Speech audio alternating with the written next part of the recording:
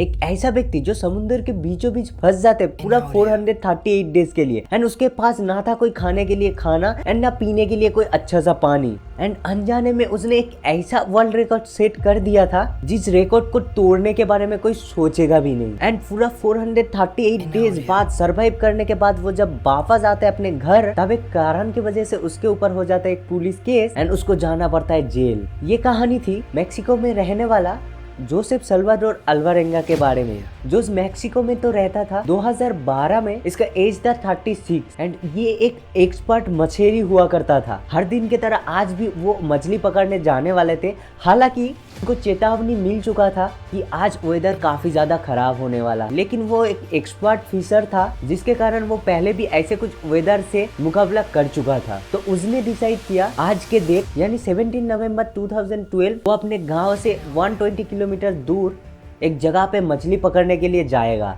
और वो भी सिर्फ 30 घंटे के लिए। देखो कम टाइम के लिए तो वो फिशिंग करने जा रहा था, तो इसके लिए वो साथ में ज्यादा कुछ लिए नहीं। उसके पास था एक 7 फीट का बोट एंड उसके अंदर मछली को प्रिजर्व करने के लिए एक फ्रीजर रखा हुआ था एंड बोट में था एक ही इंजन। एंड वो अपने एक दोस्त को साथ में लेके निकल पड़ते मछली पकड़ने के लिए। वो बस 30 आवर्स के लिए फिशिंग करने जाने वाले थे, इसलिए वो बस एक दिन का खाना लेके ही अपने दोस्त के साथ निकल पड़ते फिशिंग करने के लिए। देखते ही देखते वो मैक्सिको से 120 किलोमीटर दूर चले जाते मछली पकड़ने के लिए एंड उधर जाल फैलना भी स्टार्ट कर दिए थे। एंड तभी एक भयंकर सा तूफान उन दोनों की तरफ आता हुआ दिख जाता है एंड वो टाइम बचाते हुए अपने जाल को उधर ही फेंक दे के बोट लेके निकल पड़ते अपने गांव की तरफ। एंड तूफान को पीछे फेंकते हुए बहुत ही रफ्तार से वो निकल के आ जाते अपने गांव की तरफ। हालांकि वो 20 किलोमीटर दूर अभी भी बचा हुआ था गांव से, लेकिन समुद्रों से पूरा दिख रहा था उसका गांव। बस 20 किलोमीटर ही बचा था उसके गांव पहुंचने के लिए, लेकिन तभी अचानक से उसका बोट, एक इंजन वाला बोट काम करना बंद कर देता है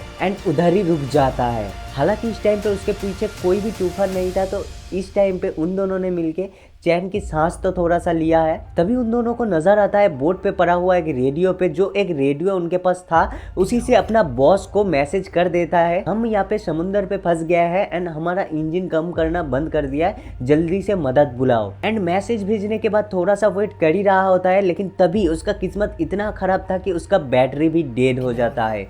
एंड इसका किस्मत और भी खराब हो जाता है क्योंकि तभी थोड़ा सा तूफान और आ जाता है एंड उसके बोट को लेके जाता है अपने गांव से दूर। एंड जब तक बॉस के पास ये मैसेज पहुंचा हुआ था तब तक वो बहुत ज्यादा दूर चले गए थे तूफान के चलते हुए। बॉस ने भी भेजा एक टीम जो कि उनको ढूंढने के लिए, लेकिन बहुत टाइम से ढूंढने के बाद भी वो कहीं नजर नहीं आए। 5 दिन के बाद बॉस ने ये मिशन को स्टॉप कर दिया। बॉस ने सोच ही लिया था कि उन दोनों में से कोई भी अब जिंदा नहीं बचा। एंड इन 5 दिनों में जोस एंड उसके साथी मैक्सिको से लगभग 150 किलोमीटर दूर चले आते हैं। एंड इन 5 दिनों में उन्होंने ज्यादा कुछ खाया नहीं है क्योंकि उन्होंने बस एक दिन का खाना ही पैक करके लाया था, तो उनको बहुत ज़्यादा भूख एंड हेडेक हो रहा था। एंड पानी भी नहीं था तो पानी भी नहीं पिया, एंड समुद्र का पानी भी नहीं पी सकते थे कि समुद्र के पानी पीने से डायरिया हो सकते थे। तो उन दोनों ने देखा काफ़ी बार उनके बोटों के ऊपर कुछ पंछी आके बैठ जाते थे, तो उन दोनों ने डिसाइड किया अपने हाथों से मदद से पंछी को पकड़ेंगे और उसको ही खाएंगे। एंड बहुत कोशिश करने के बाद एक पंछी तो आके बैठ गया एंड उन दोनों ने बहुत ज़्यादा डिसाइड करने के बाद उन पंछी को पकड़ने के लिए रेडी हो गए, लेकिन बहुत सारा मेहनत करने के बाद भी उनको उन पंछी जो है मिला नहीं। तभी एक और पंछी आके बैठता है एंड उन दोनों ने फिर से डिसाइड करता है उनको पकड़ने का, लेकिन फिर से नाकाम हो जाता है। एंड कुछ टाइम के बाद फिर से एक और पंछी आ जाता है एंड इस बार उन दोनों ने डिसाइड करके पंछी को पकड़ भी लेता है एंड यहाँ पे वो दो कामयाबी हासिल करता है। एंड लगभग बहुत दिनों के बाद, लगभग 4 दिनों के बाद वो इस खाने को खा रहे हैं। एंड इसके आगे चल के उन्होंने मछली भी पकड़ा अपने हाथों से क्योंकि उनको भूख बहुत ज़्यादा लग रहा था, लेकिन खाने का कुछ भी चीज़ नहीं था, तो उन्होंने ऐसे मछली और पंछी को ही खाना स्टार्ट कर दिए थे। लेकिन खाने का जुगाड़ तो यहाँ पे हो जाता था, लेकिन पानी का जुगाड़ करने के लिए उन दोनों को कुछ और ही तरकीब ढूंढना था। तो उन दोनों ने डिसाइड किया ऐसे तो हम मर जाएंगे, लेकिन पानी भी नहीं था, तो उन दोनों ने डिसाइड करता है पानी के बदले में मछली का खून पिएगा पानी के हिसाब से, वो भी तब जब उनको कोई मछली पकड़ना आता था, वो भी तब जब उन दोनों ने कोई मछली पकड़ सकते थे। एंड काफी टाइम तो बहुत टाइम तक वो मछली पकड़ भी नहीं पाते थे, तो वो भूखा एंड प्यासा ही रहते थे। इसके बाद इन दोनों ने डिसाइड किया, समुंदर में जो प्लास्टिक का बोतल तैरता हुआ नजर आता था वो उसको उठा के रख देते थे। एंड जब रात के टाइम पे या दिन के टाइम पे बारिश होता था, तब उन बोतलों में वो पानी को प्रिजर्व करके रखते थे। एंड जब बारिश नहीं होता था, तब मछली का खून पी के अपना प्यासा बुझाता था। एंड ऐसे चलते चलते 4 महीनों तक बीत गए। एंड जोश का साथी ये भूख बर्दाश्त ना कर सका एंड बहुत ज़्यादा टॉर्चर हो रहा था। अब खुद ही सोचो, ना खाना ना पीना, ये सब छोड़ के 4 महीनों क्या आप रह सकते हो? बहुत ही ज़्यादा मुश्किल है। तो 4 महीनों बाद जोश का साथी डिसाइड करता है सुसाइड करने का। एंड वो सुसाइड भी कर लेता है। एंड यहाँ पे जोश अकेला हो जाता है। एंड देखते ही देखते 2 महीना और बीत जाते हैं। एंड हवा के चलते हुए वो एक ऐसा खामोश जगह आ गए थे जहाँ पे न पानी तैरता हुआ नजर आता था, ना कोई सीप। लेकिन 2-3 दिनों के बाद, लगभग करीब टोटली 6 महीने के बाद, उनके सामने फास्ट एक कार्गो शिप नजर आता है। एंड उनको बचने का उम्मीद जाग उठा है, क्योंकि लास्ट 6 महीनों से उन्होंने कोई भी ऐसा शिप नहीं देखा था। तो उन्होंने बहुत सारा चिल्लाया मदद के लिए, लेकिन कार्गो शिप इतना बड़ा है एंड उसका बोट इतना ज़्यादा छोटा था कि बहुत ज़्यादा चिल्लानों के बाद भी कार्गो शिप का कोई भी मेंबर उसको देख भी नहीं पाया, सुन भी नहीं पाया। एंड इसके बाद उन्होंने बहुत सारा कोशिश किया, 1-2 शिप और गए, लेकिन वो किसी को नज़र नहीं आए। एंड उसके पास ना था फ्लेयर गन, ना आग जलाने का कोई भी सामान। तो उन्होंने फिर से मायूस होने लग गए।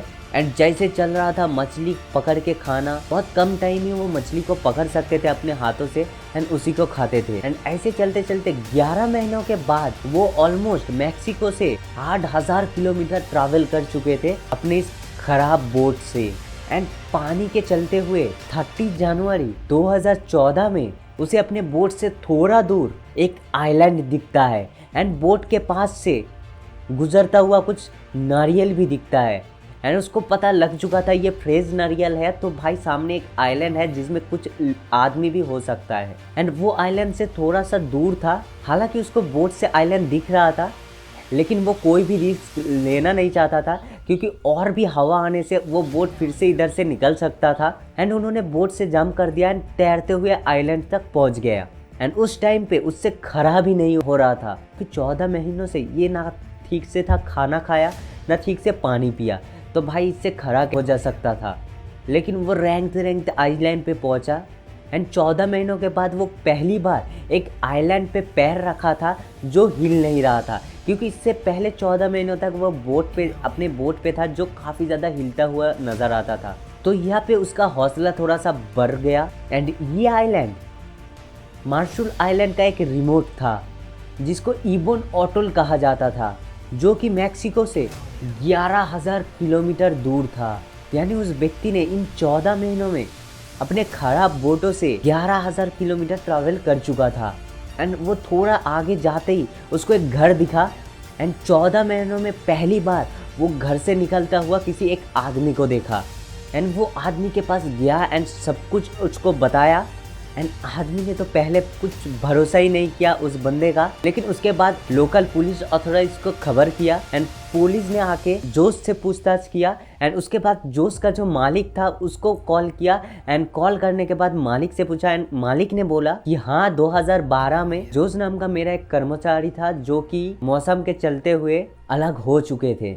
एंड इसके बाद पुलिस ने उनका जो वेरिफिकेशन करना था, वेरिफिकेशन करने के बाद उनको लौटाने का फैसला लिया मैक्सिको में। लेकिन यहाँ पे देखो, अगर वो मैक्सिको से 11,000 किलोमीटर दूर इस इबन अटोल वाले आइसलैंड पे नहीं पहुँच सकते थे, तो इसके बाद लगभग 5,000 किलोमीटर दूर उनको मिलता एक आइसलैंड। इसके बाद सीधा उनको 5,000 किलोमीटर की दूर पे फिलीपींस मिलता। उसका लक अच्छा था कि इस छोटे से सर्किल जैसा एक आइसलैंड पे उसने जंप करके आ पाए। अगर इधर नहीं आ पाते तो पूरा 5,000 किलोमीटर दूर उनको जाके सरवाइव करना पड़ता। हालांकि तब तक बचे रहना काफ़ी ज़्यादा मुश्किल हो जाता था। देखो, पुलिस की मदद से एंड गवर्नमेंट की मदद से वो तो अपने मैक्सिको में वापस तो आ गए थे, लेकिन उसके बाद शुरुआत में उसके जो साथी थे, उसके फैमिली मेम्बर ने उसके ऊपर केस कर दिया, ये बोल के कि भूख लगने पर जोश ने उसके साथी को मार के खा लिया। एंड ये केस के चलते हुए जो उसको जेल भी जाना पड़ा, लेकिन बहुत इंटरोगेशन के बाद उनको छोड़ दिया जाता है। एंड ऐसे ही 438 डेज सरवाइव करने के बाद जोस ने बना लेता है एक वर्ल्ड रिकॉर्ड जो कि अनजाने में बन गया था। एंड वो वापस लौटने के बाद उसका एक बुक भी लॉन्च किए जिसका नाम भी था 438 डेज। इन रियल कहानी से हमको ये सबक मिलता है कि लाइफ में कुछ भी हो जाए हार मत मानो, मंजिल आ ही जाता है।